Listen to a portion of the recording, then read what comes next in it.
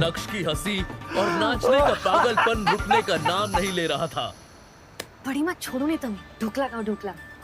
આ આદમીના પાછળ શું સમય બરબાદ કરો.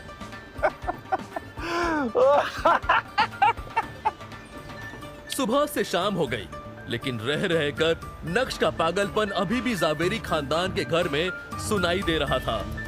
वो अलग बात है कि अब उस पागलपन को सुनने वाला कोई नहीं था।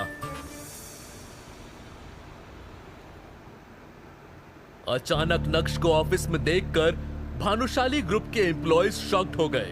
अरे देखो देखो, ये तो नक्श है ना, लेकिन ये यहाँ क्या कर रहे हैं? मैंने तो सुना है कि आजकल ये गरीबों से भी बदतर जिंदगी जी रहा है। अभी लोगों के बीच में कानाफूसी चल ही रही थी कि तभी एक आदमी ने कहा, मुझे लगता है कि ये बड़े साहब से नौकरी मांगने आया होगा।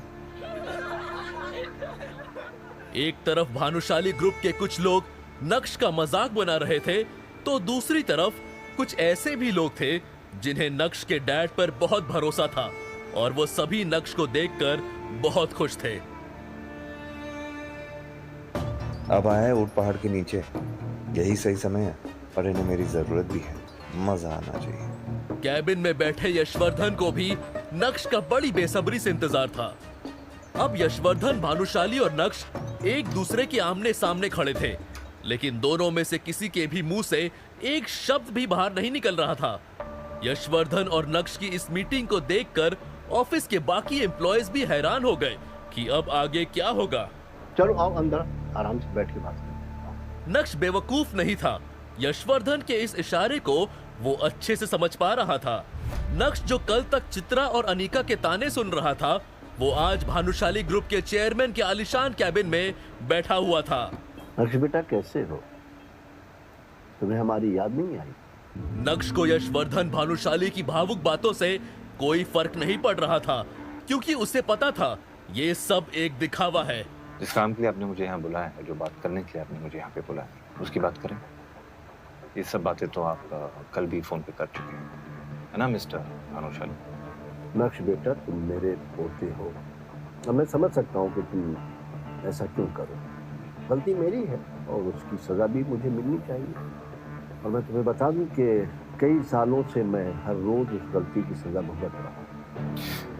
मिस्टर भानुशाली, ये बात हम दोनों अच्छी तरह जानते हैं कि ये सब बातें करने के लिए तो आपने मुझे यहाँ पे बुलाया नहीं है। तो प्लीज ना आप अपना वक्त ज़ाया कीजिए, ना ही मेरा। जो बात करनी है कीजिए, वरना मैं निकलता हूँ। नक्श प्लीज प्लीज मत जाओ। इस भानुशाली ग्रुप को तुम्हारी जरूरत है, मुझे तुम्हारी जरूरत है। मैं चाहता हूँ अपने पापा की तरह तुम इस कंपनी को संभाल लो। क्या तुम अपने दादा को माफ नहीं करोगे? वैसे तो नक्श को बहुत गुस्सा आ रहा था, लेकिन उसके पास भी यही एक मौका था जहां वो खुद की जिल्लत भरी जिंदगी को बदल सकता था। यही सोचकर उसने अपने कदम पीछे ले लिए। मैं जानता हूँ बेटा कि कुछ सालों पहले मैं तुम्हारे पापा के साथ बहुत सख्ती दिखा। अब मैं उस गलती को सुधारना चाहता हूँ। तुम्हारे पापा ने जिस कंपनी को जिस ऊंचाई तक पहुंचाया है अपना खून पसीना एक करके, अब वो डूबने के कगार पे। मीडिया वालों ने भी बात का बतंगड़ बना दिया, जिस वजह से हमारे क्लाइंट भी जाने लगे। नक्श ने अपने दादाजी को इतना लाचार और असहाय आज से पहले कभी नहीं देखा था। मगर नक्श भानुशाली ग्रुप के सीईओ दर्पण भानुशाली यानी अपने चाचा को बिल्कुल भी पसंद नहीं करता था। अपने दादाजी की बात सुनकर नक्श को उन पर दया आने लगी। ठीक है, बताइए मैं आपकी मदद कैसे कर सकता हूँ? मैं चाहता हूँ कि कंपनी तुम संभाल लो और अपने पापा की तरह इस कंपनी को चलाओ।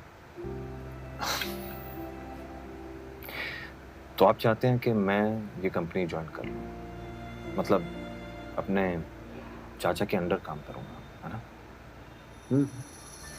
लेकिन नक्श के यहाँ आने का मकसद कुछ और भी था। वो अपने दादाजी की बात में आकर किसी भी बात पर हाँ करने के लिए तैयार नहीं था। दरअसल दादाजी, बात आपकी कंपनी और आपके फायदे के लिए। तो ये रिश्ते, नाते,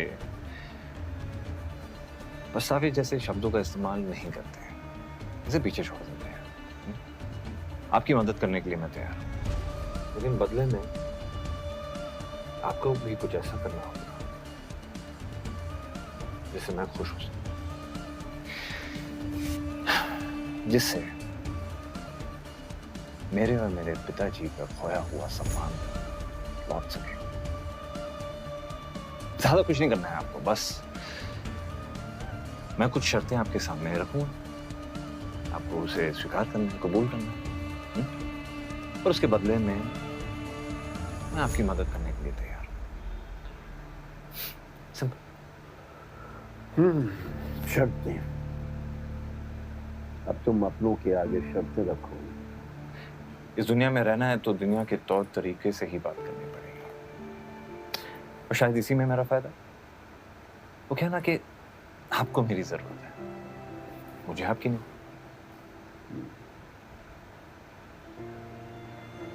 ठीक है, तुम्हें मुझसे क्या चाहिए? ये आपने गिना फायदे की। सबसे पहली शर्त, अब इस कंपनी में मैं दोबारा तभी लौटूंगा जब इस कंपनी का CEO मैं बनूंगा, ठीक उसी तरह जिस तरह मेरे चाचा ने मेरे पिताजी की जगह ले ली थी। मैं ये बात तो जानता था कि आपने मुझे भानुशाली ग्रुप ऑफ इंडस्ट्रीज को बचाने के लिए नहीं, बल्कि चाचा की कंपनी को बचाने के लिए यहाँ पे बुलाया, लेकिन आपको अपनी गलती का जरा सा भी अफसोस नहीं हुआ। ऐसी बात नहीं है बेटा, लेकिन अच्छा ये बताओ तुम्हारी बाकी की शर्तें क्या हैं? मेरी दूसरी शर्त यह है दादाजी कि इस कंपनी को मैं तभी ज्वाइन करूंगा जब इस कंपनी में काम करने की मुझे पूरी फ्रीडम मिलेगी। इस कंपनी में कितने पैसे आ रहे हैं, कितने पैसे जा रहे हैं, सब मेरी जुरिस्डिक्शन के अंदर होगा। सब ये समझ लीजिए कि अब ये कंपनी मेरे हिसाब से चलेगी। तुम्हारी शर्तें सुनकर लग रहा है कि जैसे कि तुम मुझसे कोई बदला ले रहे हो। मौके के दस्तूर को नक्श अपने हाथों से नहीं जाने दे सकता था, इसलिए आज कठोर होकर उसने दिल की सारी भड़ास अपने दादाजी के सामने बाहर निकाल दी थी। और किस्मत देखिए, आज समय भी नक्श का साथ देता हुआ नजर आ रहा था। नक्श का ये रूप यशवर्धन ने पहली बार देखा था। उन्होंने तो नक्श को बहुत सीधा साधा समझा था और उन्हें लगा था कि नक्श से बात करना बहुत आसान होगा, लेकिन मिलने के बाद उनकी सोच पूरी तरह से गलत साबित हुई थी। शायद उन्हें भी समझ आ गया था कि नक्श को सब पता चल गया है। वैसे क्या पता चल गया है, उसके लिए आपको थोड़ा और इंतजार करना होगा। मैं नहीं जानता कि तुम्हारी इन शर्तों से तुम्हारे चाचा पर क्या गुजरेगी, लेकिन मुझे तुम्हारी शर्तें मंजूर हैं। अगले हफ्ते से तुम भानुशाली ग्रुप के CEO की पोस्ट पर ज्वाइन कर सकते हो।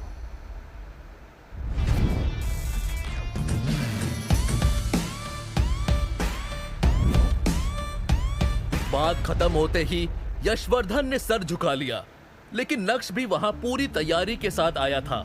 इसलिए नक्श ने अपने दादाजी के सामने एक अग्रीमेंट पेपर रखा और उसे साइन करने के लिए कहा। ये क्या है? क्या तुम्हें मुझ पर भरोसा नहीं? अब जो कुछ भी मेरे परिवार पे गुजरा है उसके बाद तो आपके साइन पे ही मुझे भरोसा है। वैसे आपके लिए भी कॉपी लेके आया हूं, बस ज्यादा सोचिए मत, फॉर्मेलिटीज को पूरा करते हैं। आखिरकार हूं तो मैं आपका पोता ही, है ना? पर अपने पोते के लिए इतना तो कर ही सकते हैं, और इस बहाने शायद आपका पछतावा थोड़ा कम हो जाए। मुस्कुराते हुए नक्श भी कैबिन से बाहर चला गया और जाते जाते अग्रीमेंट पेपर की कॉपी को यशवर्धन के हाथ में थमा चुका था। 4 साल पहले कॉलेज पास आउट होने के बाद जब नक्श ने अनिका के पापा के साथ काम करना शुरू किया था, तब सिर्फ अनिका के पापा ही थे जो ये जानते थे कि नक्श का पूरा नाम नक्श भानुशाली है। इतना ही नहीं, कॉलेज की पढ़ाई के दौरान उसके दोस्तों को भी उसके बारे में कोई जानकारी नहीं थी। अनिका के पापा के साथ काम करते वक्त नक्श की मुलाकात अनिका से हुई और पहली नजर में ही वो अपना दिल खो बैठा। लेकिन उसे क्या पता था कि इतना प्यार होने के बाद भी जब वो अनिका से शादी करेगा तब उसे उस शादी में एक जिल्लत की जिंदगी के अलावा और कुछ नहीं मिलेगा। भले ही मैं अनिका को अपना सच इतनी जल्दी नहीं बताऊंगा, लेकिन आज मुझे महसूस हो रहा है कि मेरे अंदर कुछ बदल गया है, जैसे मेरे हाथों में कोई पावर आ गई है और अब मैं उन लोगों को जवाब दे सकता हूँ जो मुझ पर हंसते थे। बगावत की शुरुआत तो हो गई है और अब आगे आगे देखो होता है क्या। मॉम, नक्श कहाँ है? कुछ बता कर गया है, फोन नहीं उठा रहा। मने खबर नहीं, कल से उसका रूप बदल सा गया हुआ है। राक्षसों जैसा हंस रहा है, नाच रहा है, किसी को उसके बारे में कुछ नहीं पता। खाना बंद करो, ये तो पूरा दिन खाती रहती हो। अनिका, नक्श मनचला होता जा रहा है। मुझे लगता है उसे रास्ते पे लाना पड़ेगा। चित्रा और अनिका मिलकर नक्श के साथ क्या करने का सोच रहे थे और क्या वो नक्श का अब कुछ बिगाड़ भी पाएंगे? नक्श के बारे में ना तो अनिका कुछ जानती थी और ना ही नक्श के दोस्त। आखिर इसकी क्या वजह रही होगी? क्या नक्श को भी साइलेंट और वायलेंट रहना पसंद था? वैसे नक्श के नाचने और राक्षस की तरह हंसने के पीछे का क्या कारण था? क्या लॉटरी लग गई थी भाई साहब की? जानने के लिए सुनिए इंस्टा